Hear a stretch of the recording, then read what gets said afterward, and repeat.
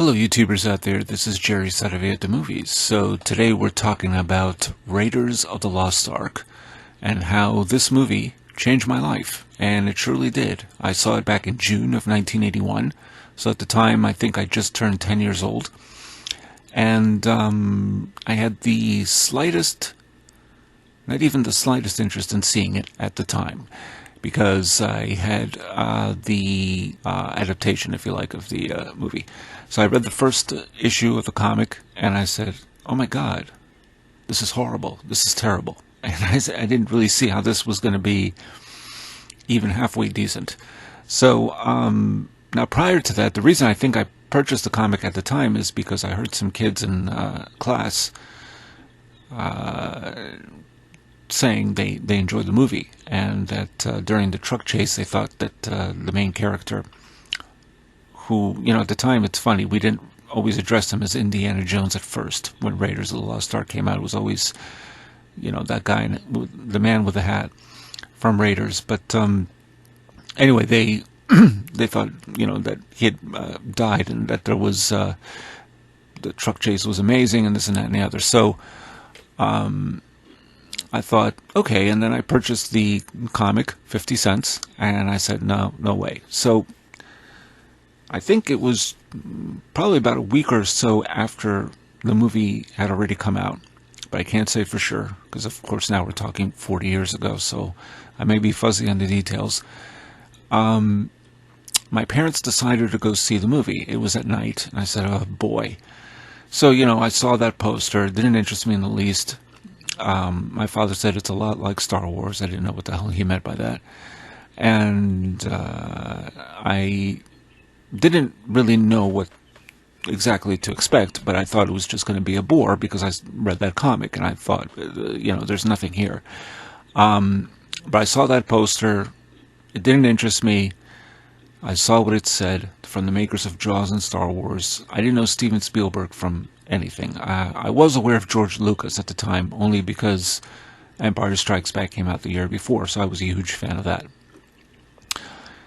So we go in the movie theater, I sit there, and I don't recall if there were any trailers or anything.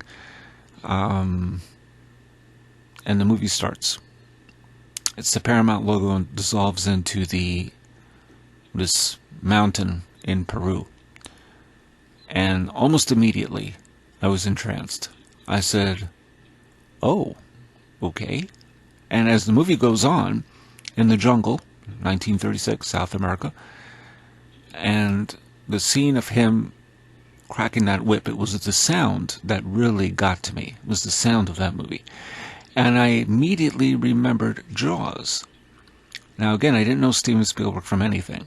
But I remembered because I saw Jaws in theaters when I was 4. And it was that intensity, that sound. I might have been 5 or 6 when I saw Jaws, but nonetheless, I remember seeing it in theaters back in the 70s. And it was the sound that got me, and it was that intensity, and I remembered that experience of Jaws. I said, oh, okay, now I get it. I still didn't see the Star Wars connection until I later realized that the character playing Indiana Jones was Harrison Ford, who played Han Solo. Just in the first 10 minutes, as many of you know who have seen Raiders of the Lost Ark, the first time you see it, it is just a grab the edge of your seat type of movie, literally. I mean, I was grabbing the seat, the arms of my seat, when Indiana Jones jumps across that chasm, and he almost slips. I said, okay, this is this is really something. And then there's a boulder and this and that and the other. So that really changed my life. It also shifted my adoration of Star Wars to Raiders, which to this day I'm still a bigger Indiana Jones fan than I am of Star Wars. As far as Indiana Jones, I mean, I've seen, of course, all 4 movies, and I've seen the TV series, but I've never read the books. I think I've read maybe one or two of them. Essentially, I'm just a bigger fan. I just love the character. And what is especially good about Harrison Ford is that he is the reluctant adventurer. He's not a reluctant archaeologist, but he's reluctant to. There's a reluctance about him. He has that sense of reluctance. He has. He's sort of not. He's not your typical movie hero by any stretch of the imagination. He is stubborn, but he's tough, and he fights back. Obviously, not to mention his relationship with Marion Ravenwood, of course, played by Karen Allen. So there's a lot of that. But by and large, I think what makes Raiders really work is not just the characters, which if we didn't care about them, the movie wouldn't work. But it's also the cliffhangers. This was the first movie that combined so many cliffhangers in one movie. The serials of the past, Flash Gordon, Buck Rogers, so on and so forth, and I mean there are many, Spy Smasher and all types of stuff from the 40s and 50s, Zorro, they ended with a cliffhanger, and then you would have to come next week to see if the hero made it or not, which of course everyone knew they probably would, but that was kind of how it worked. But here was a movie full of them, and you weren't really sure, and that's the secret to the movie. Even with the other films too, I think, you weren't sure if Indiana Jones was going to make it. So there was that vulnerability. So vulnerability and a reluctance. Really, I really should rephrase that. Harrison Ford is very good at showing us a reluctant hero. In other words, he doesn't want to be seen as a hero. And that, to me, it's sort of implied, but it's there. He knows he's going to save the day. He knows he's going to do things that most heroes wouldn't do. For example, when he finds Marion inside a tent and she's gagged, and we think, okay, good, he's going to rescue her. And he says, no, if I take you out of here, the Nazis will be combing a place for us, and so on. And he puts the gag back in her mouth and splits. It's just not. It's not the typical hero, and that's really what makes him so endearing. And sometimes, you're not too sure about his choices, and that's what makes the character. But the movie is also a grand statement on escapism in terms of the art of escapist entertainment. Not just the fact that we get to escape for a couple of hours and see a movie, but the escapism is the number of hurdles that the character has to go through, one step after another, just slowly missing, a falling wall that crumbles just in time before he takes his whip out of the way, or avoiding a boulder, or all those little narrow misses. And that's really what makes the film. It's that type of adventure. It's literally, hanging on by the skin of his teeth, but he just barely makes it through one thing after another, whether it's almost being thrown out of a truck, then somehow getting back into the truck, but the collapsing walls in particular at the beginning of the picture.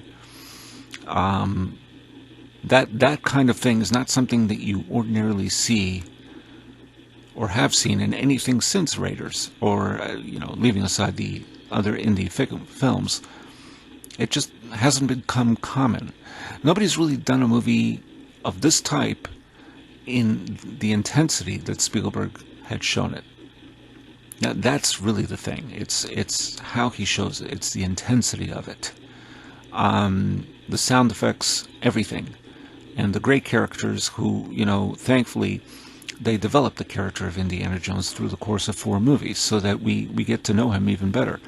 But there's still a certain kind of a mystery to him.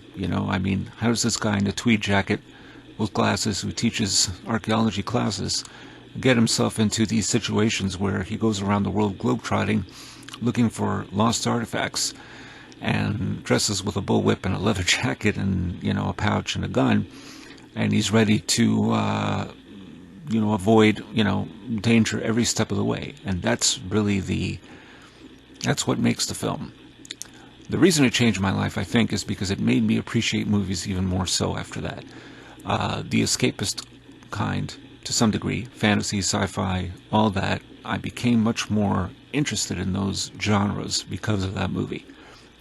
And the interesting thing is that Raiders combines the supernatural along with the action, adventure, heroics of yesteryear, and that's what it does so well. And it's just a masterpiece. But I really, to understand this, is not just because the characters work, and that's crucial, but it's also the type of escapism that's there.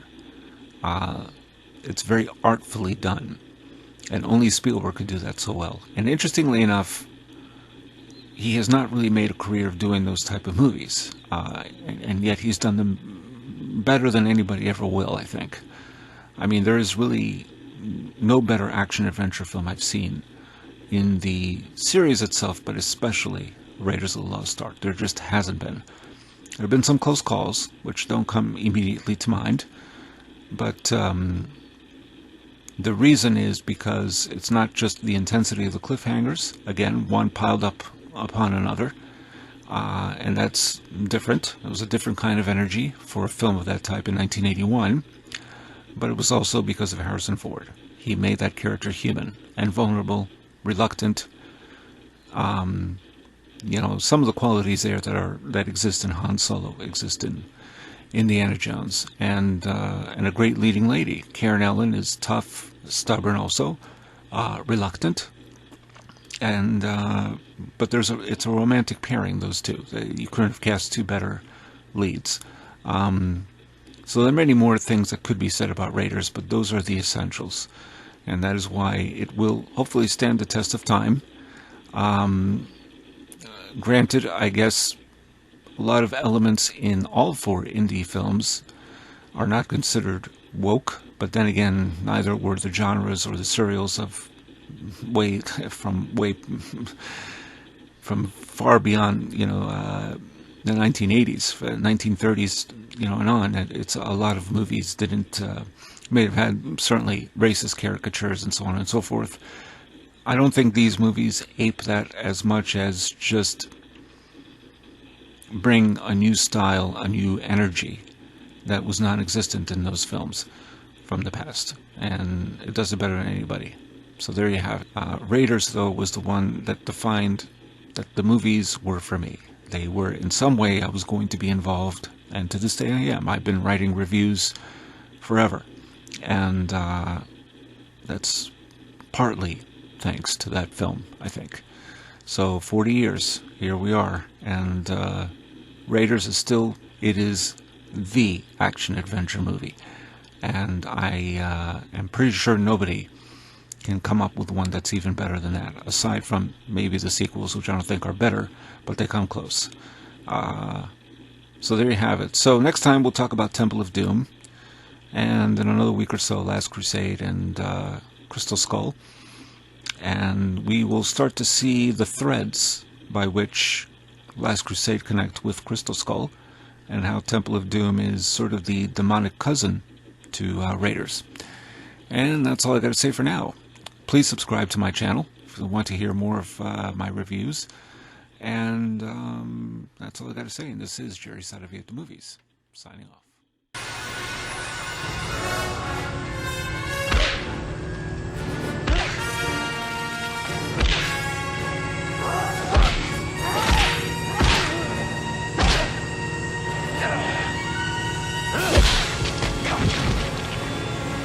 Okay.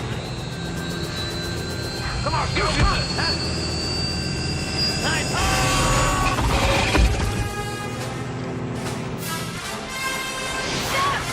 Turn it! Turn it! Stop! Never mind! Get back! Get back!